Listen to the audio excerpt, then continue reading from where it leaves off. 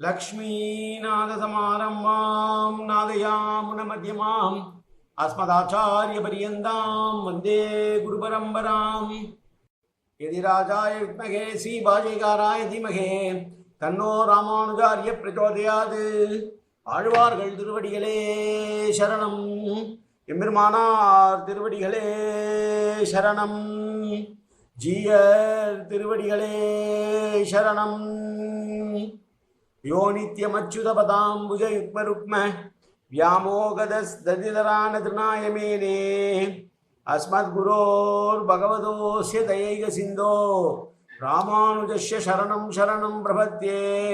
நீரார் கடலும் நிலமும் முழுதுண்டு ஏலார் ஆழம் விழுந்தலின் மேல் துயிலந்தாய் சீரார் திருவேங்கட மாமலை மேயாராமுதே அடியேர் கருளாயே. எல்லாம் வல்ல ஏழ்மலையான் பெருங்கருணையால் 4000 திவ்ய பிரபந்த பாசுர பதிவேற்றங்களின் வரிசையில் இன்றைக்கு 2749வது நாள் பாசுர பதிவேற்றம். நம்மாழ்வாருடைய பெரிய திருவந்தாதியினுடைய 3வது பாசுரம், முதல் திருமொழியிலே வரக்கூடிய 3வது பாசுரம். 87 பாசுரங்கள் இந்த பெரிய திருவந்தாதியிலே இருக்கிறது. அதிலே நாம் 3வது பாசுரத்தை சேவிக்க இருக்கிறோம். எம்பெருமான் ராமானுஜருடைய தனியன் முந்துற்ற நெஞ்சே முயற்சி தரித்து உரைத்து வந்தித்து வாயார வாழ்த்தியே சந்த முருகும் சந்தம் குருவும் சோலை சூழ் மொய்பூம் பொரு நல் குருகூரன் மாறன் பெயர் கூறு என்பதாகும் 3வது பாசுரம். இவை அன்றே நல்ல, இவை அன்றே தீயே, இவை என்று இவை அறிவேனும் இவையெல்லாம் என்னால் அடைப்பு நீக்கு ஒண்ணாது இறையவனே என்னால் செயற்பாலது என். எம்பெருமானே என்று பெருமாளை பார்த்து கூப்பிடுகிறார். உன்னை புகழாமலும் சிந்திக்காமலும் இருப்பது நல்லதா? உன்னை புகழ்வதும் சிந்திப்பதும் ஆகிற இவையோ கெட்டது என்று தோன்றுகிறது. இன்னது இப்படிப்பட்டது என்று நான் உண்மையிலே தெரிந்து கொண்டிருக்கிறேன். ஆகிலும் புகழாமையும் மதியாமையும் புகழ்தலும் மதித்தலாகும் இவை எல்லாமே என்னால் பற்றவும் முடியவில்லை, விடவும் முடியவில்லை.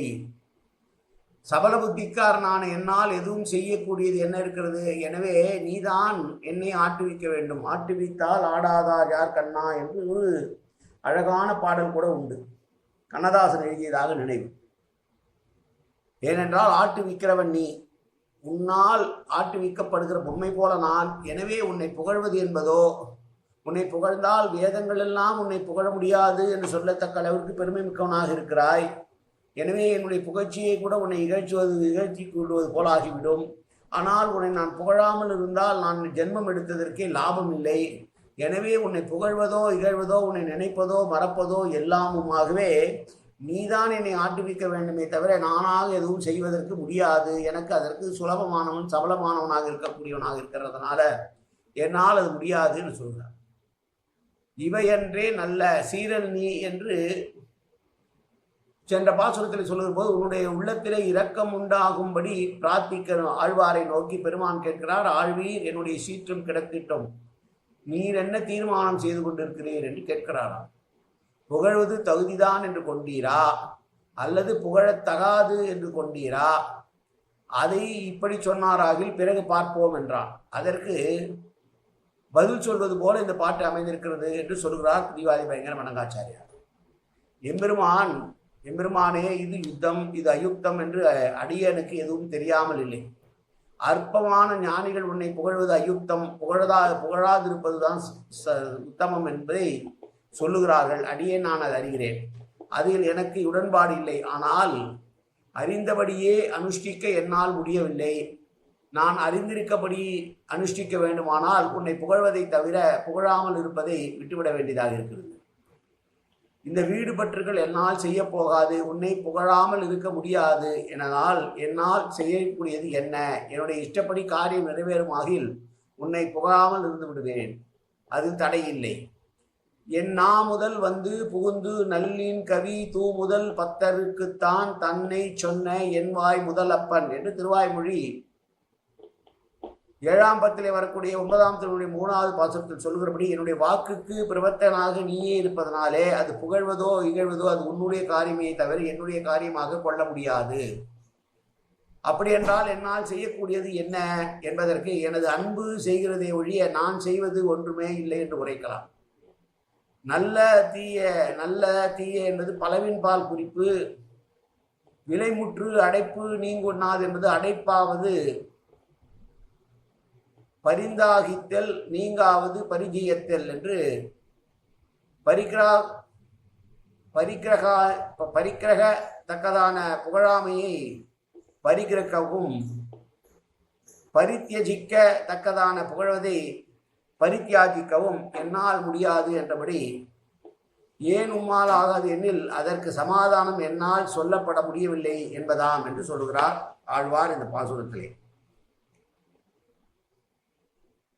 வேதமும் வாக்கும் மனதுக்கு எட்டாதவன் என்று சொல்லுகிற பொழுது என்னால் எம்பெருமானுடைய குணங்களின் மேன்மையை உரைக்கத்தான் செய்கிறது. எனவே அந்த காரணத்தினால் இறைவனை துதிக்காமல் இருப்பது சரி என்றும் புகழ முடியாது என்றும் சொல்பவனே புகழ்ந்தவனாகிறான் என்றும் அழகான அருமையான ஒரு தத்துவவாதத்தை வைக்கிறார் பிரதிவாதி பயங்கர மணங்காச்சாரியார். அடைப்பு நீக்கு என்ற சொற்களுக்கு முறையே பற்றி கொள்வதும் விட்டு விலகி நிற்பதும் என்று நாம் பொருள் கொண்டிருக்கிறாராம் பள்ளத்தூர் பழனியப்பன் ஐயா அவர்கள். கடைபிடிப்பதும் உதறி தள்ளுவதும் என்று ஒரு உரைநூலிலே சொல்கிறார்கள். உன்னை புகழ்ந்து பேசுவதோ இகழ்ந்து பேசுவதோ உன்னை துதிப்பதோ ஆராதிப்பதோ உன்னை பூஜிக்காமல் இருப்பதோ இது எல்லாமே என்னால் முடியக்கூடியதாக அல்ல. எல்லாமே நீதான் என்னை ஆட்டு வைக்கிறாய். நீ ஆட்டு வைக்கும் பொழுது என்னால் வேறு என்ன செய்துவிட முடியும் என்று சொன்ன பாசுரம் இந்த அழகான பாசுரம். நாளை அடுத்த பாசுரம். காயேன வாச்சா மனசேந்திரிர்வா உத்தியாப்தனாவா பிரகதேது சுபாவாது கரோமி எத்தது சகலம் பரஸ்மி ஸ்ரீமன் நாராயணாயேரி சமர்ப்பயாமி. உடலாலும் உள்ளத்தாலும் வாக்காலும் சகல விதமான பாபங்களும் தோஷங்களும் நிறைந்ததாக உலகத்து இயல்பிருந்த போதிலும் அடியேன் செய்கிற நல்வினையோ தீவினையோ அத்தனையும் உன்னுடைய கமலமலர் பாதங்களில் சமர்ப்பிக்கிறேன் கண்ணா. காத்தொள்வாய் கண்ணா, ஏற்றுக்கொள்வாய் கண்ணா. எப்போதும் உன் திருநாமும் கண்ணா கண்ணா கண்ணா என்று நாவில் வருவதற்கு அனுபவிவாய் கண்ணா. சர்வத்திர கோவிந்தநாம சங்கீர்த்தனம்.